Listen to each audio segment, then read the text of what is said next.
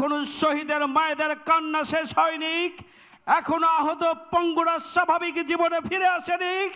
এই ধরনের একটি সময়ে যখন বিএনপি বর্তমানের সরকার জুলাইকে পদদলিত করার সিদ্ধান্ত নিয়েছে, আগামী দিনে বাংলাদেশের রাজনীতিতে বিশ্বাসঘাতক হিসাবে জনগণের কাছে তারা চিহ্নিত হয়ে থাকবে।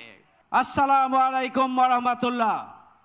সংগ্রামী ভাই ও বন্ধুগণ, রাষ্ট্রপতির একই আদেশে জাতীয় নির্বাচন অনুষ্ঠিত হয়েছে এবং গণভোট অনুষ্ঠিত হয়েছে। গণভোটের পক্ষে বিএনপির তৎকালীন চেয়ারপারসনের পক্ষ থেকেও,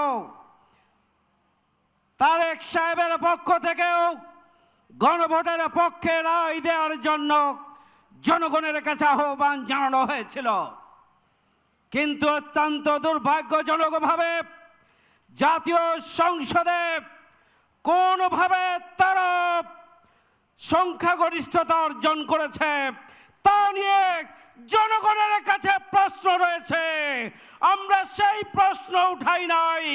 আমরা বলেছিলাম জাতীয় সংসদ যেভাবে আহ্বান জানানো হয়েছে একইভাবে জুলাই বাস্তবায়ন সংস্কার পরিষদের মিটিং আহ্বান করতে হবে, শপথ নিতে হবে, বৈঠক আহ্বান করতে হবে এবং গণভোটের রায় বাস্তবায়ন করতে হবে।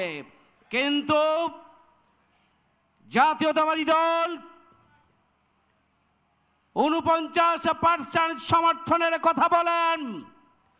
তারা ইলেকশন ইঞ্জিনিয়ারিং করেছেন।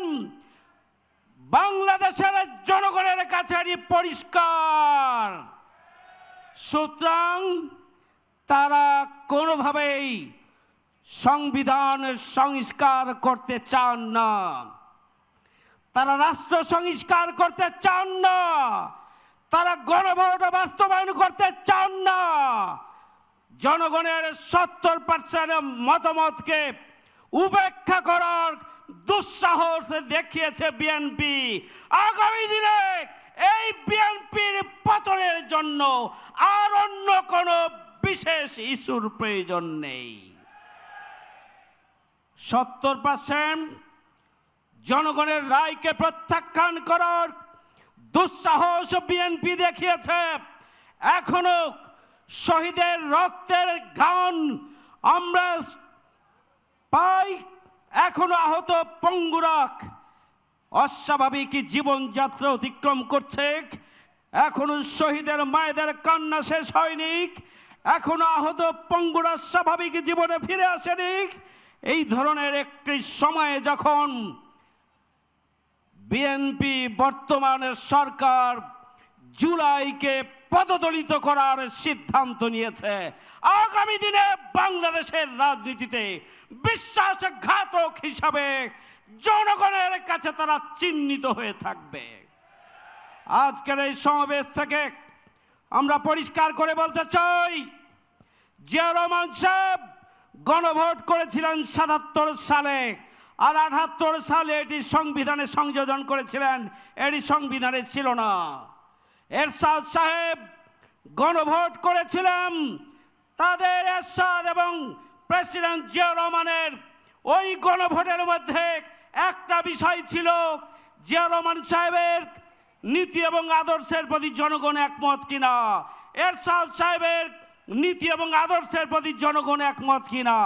নীতি এবং আদর্শ ওই গণভোটে বিস্তারিত দেওয়া ছিল না। জনগণ পক্ষে ভোট দিয়েছিলেন, সেটি বাস্তবায়িত হয়েছিল। সুতরাং কোনো অজুহাত নয়। বাবা যেখানে বাংলাদেশে নিজের অবস্থানকে সুসংহত করার জন্য, সাংবিধানিক কাঠামোর মধ্যে নিয়ে আসার জন্য গণভোট দিয়েছিলেন, আজকে পুত্র সেই গণভোটকে প্রত্যাখ্যান করছেন, এটির পরিণতি ভালো হতে পারে না। আমরা আজকে বলতে চাই, অবিলম্বে গণভোটের গণরায়কে বাস্তবায়ন করতে হবে। অবিলম্বে জুলাই শহীদদের বিচারকে ত্বরান্বিত করতে হবে। বিচারের নামে প্রহসন আমরা মেনে নেব না। আহত এবং বন্দুকদেরকে ক্ষতিপূরণ দিতে হবে এবং আসুন আমরা ঐক্যবদ্ধ হই নতুন বাংলাদেশ বিনির্মাণের জন্য। আমাদের শেষ রক্তবিন্দু দিয়ে জুলাই গণভোটের রায় আমরা বাস্তবায়ন করেই ছাড়ব ইনশাআল্লাহ। সবাইকে ধন্যবাদ। আল্লাহ হাফেজ। বাংলাদেশ জিন্দাবাদ। আসসালামু আলাইকুম।